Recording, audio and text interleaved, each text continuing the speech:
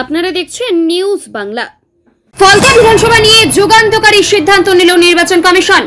নির্বাচন কমিশন থেকে ঘোষণা করা হলো আগামী 21 তারিখ হবে ফলতা বিধানসভার পুনর্নির্বাচন। ইভিএমে আতর দিয়ে দেওয়া হয়েছিল, কোথাও সেলোটেপ মেরে দেওয়া হয়েছিল, কোথাও সিসিটিভির যে ক্যামেরা ছিল ক্যামেরা ঘুরিয়ে রাখা হয়েছিল। আমরা দাবি করেছিলাম এবং নির্বাচন কমিশনকে আমরা চিঠি দিয়েছিলাম যে 150টার মতো জায়গা বুথে ঠিকমতো ভোট হয়নি, তাই পুনর্নির্বাচন করা হোক। পশ্চিম বাংলার ইতিহাসে এই প্রথম ভোটের ফল ঘোষণার পর কোনো একটি বিধানসভায় পুনর্নির্বাচনের ঘোষণা করা হলো।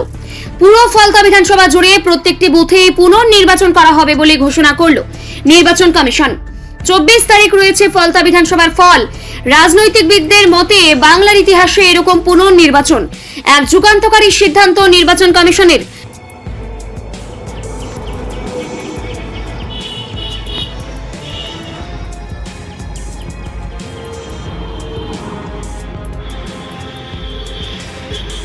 ফলতা বিধানসভা নির্বাচনে প্রথম থেকে খবর আসছিল বিভিন্ন অনিয়ম থেকে। সেখানে ইভিএম এ টেপ মারার থেকে শুরু করে ভোটের রিগিং, একাধিক ভোটারকে ভয় দেখানো, এই ধরনের একাধিক অভিযোগ তুলে ধরেছিল বিরোধীরা। ইভিএমটা দেখুন, ইভিএমটা বোতাম বন্ধ, বোতাম বন্ধ, বিজেপি বোতাম বন্ধ, কেউ বন্ধ। এনি হচ্ছে এনারা আছে পুরো বন্ধ। ইভিএম ভাই সাহেব দেখ লিজিए, इवीएम ब्लॉक किया है बीजेपी का बोतम, इवीएम पूरा बंद है। ऐसे वोट चल रहा है, ऐसे वोट चल रहा है बीजेपी का। আর তাকে মান্যতা দিয়ে এবারে নির্বাচন কমিশন যুগান্তকারী সিদ্ধান্ত নিল। আর এই বিষয় নিয়ে ফলতা বিধানসভার বিজেপি প্রার্থী কি জানালেন শুনুন। ক্যামেরাগুলো যেগুলো লাগানো ছিল সেগুলো চেক করা হোক, যে আদৌ আমরা যেটা ঠিক বলছি কিনা সেটা দেখুন। এবং আমাদের পরবর্তীকালে উনি বলেছিলেন এগুলো স্ক্রুটিনি হবে, হয়ে আপনাদের জানানো হবে। এবং আজকের যে এই যে ঘোষণা হলো 21 তারিখে 21শে মে পুনরায় 285টা বুথে নির্বাচন হবে, এ থেকে আপনারা সবাই বুঝতে পারছেন যে কিভাবে এই ম্যানিপুলেট করা হয়েছিল নির্বাচনটাকে। এর সঙ্গে শুধু মানে সাধারণ এই যে প্রিজাইডিং অফিসার বা আপনার first polling, second polling, third polling এরা যুক্ত নয়। এর সঙ্গে আমরা বারে বারে একজনের নাম বলেছিলাম যিনি আরও অমর বিশ্বাস, তিনি এর সঙ্গে যুক্ত রয়েছেন। এবং আমি বারে বারে ভারতীয় জনতা পার্টির ক্যান্ডিডেট হিসাবে আমি বারে বারে দাবি করেছিলাম যে একে ট্রান্সফার করা হোক, এখান থেকে অব্যাহতি দেওয়া হোক, কিন্তু সেটা করা হয়নি, যার ফলস্বরূপ এটা হয়েছে। তবে 21 তারিখে যে ভোট হবে সেটা গণতন্ত্রের একটা উৎসব হবে।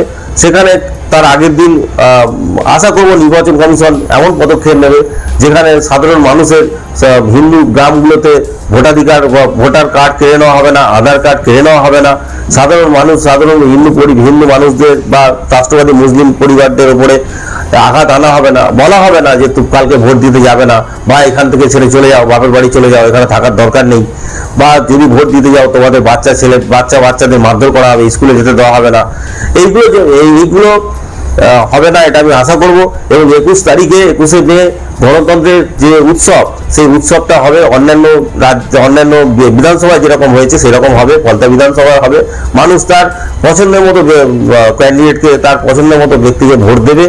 এবং সাধারণ মানুষও জানে যে বিজেপি একমাত্র বিকল্প পশ্চিমবঙ্গে গণতন্ত্রের ফিরিয়ে আনার ক্ষেত্রে, ফলতায় গণতন্ত্র ফিরিয়ে আনার ক্ষেত্রে। এবং ফলতায় যে শিল্পনগরী SEZ যে আছে, তো সেইটা শিল্প নগরীকে আবার পুনরুদ্ধার এবং নদী বাঁধ সংস্কার, এগুলো যেগুলো রয়েছে সেইগুলোর ক্ষেত্রে একমাত্র পারে ভারতীয় জনতা পার্টি, এবং বিপুলভাবে আশীর্বাদ করবে এবং আবার জয়লাভ করবে, কোনো সন্দেহ নেই। Bureau report, news Bangla.